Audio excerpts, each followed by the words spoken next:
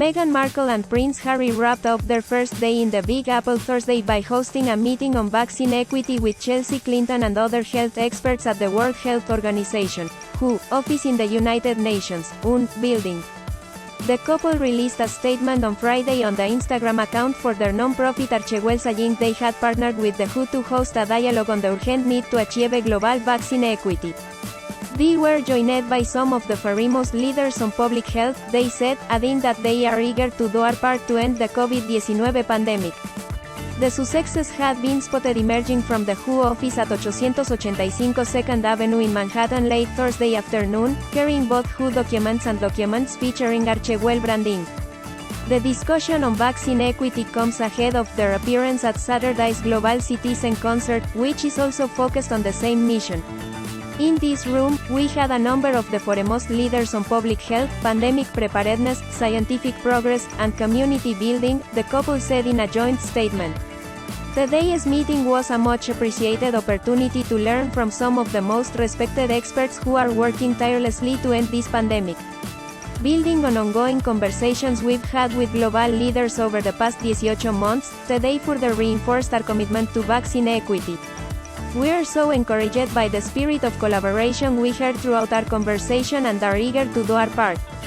Meghan and Harry were joined at the meeting by Clinton, the daughter of former President Bill Clinton and former Secretary of State Hillary Clinton, and the vice-chair of the Clinton Foundation.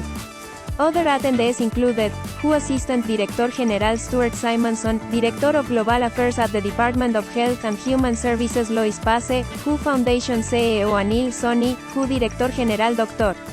Tedros Adhanom Ghebreyesus, former President of Liberia Ellen Johnson Sirleaf and the UN's Under Secretary General Winnie Byanyima.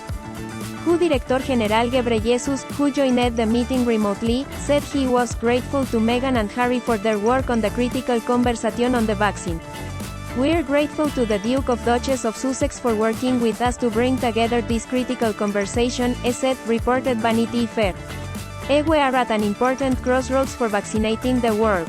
It is only with collaboration, coordination, transparency, and creative thinking that we can make it through this pandemic together. These Sussexes are among the famous faces who will appear on the 24-hour broadcast of Global Citizen Live Saturday. The event is being staged in Central Park and broadcast all around the world, with artists like Ed Sheeran, Sir Elton John, Kylie Minogue, Metallica and Coldplay scheduled to perform.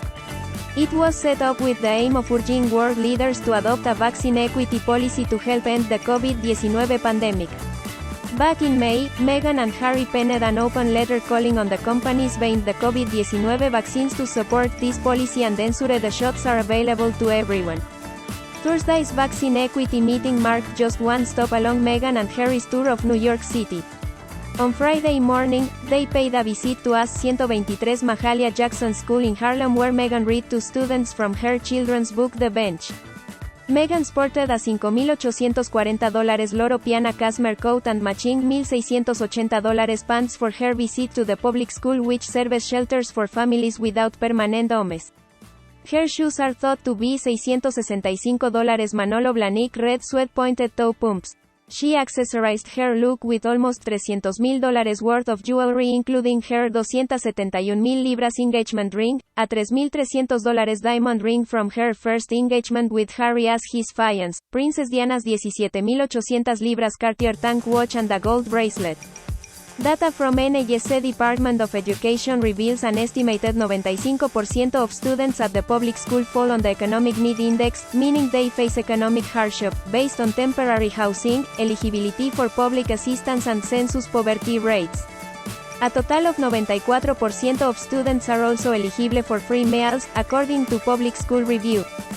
This compares to 51% of students across the state. The couple appeared to have worked up an appetite during the visit, designed to promote early literacy, as they then headed on to local soul food joint Melba's for a bite to eat. The couple kicked off the first day of their tour Thursday rubbing shoulders with New York lawmakers and UN officials as well as paying their respects to the victims of the September 11 terrorist attacks at Ground Zero. Last night, Harry, 37, was then spotted in Bemelman's bar in the Carlisle Hotel chatting animatedly with the people at his table, with no sign of Meghan, 40, in sight. They are staying at the La Beach Hotel, where top-tier rooms cost up to $8,800 a night, during what is their first major public appearance since they shocked the world by stepping back as senior working members of the royal family last January.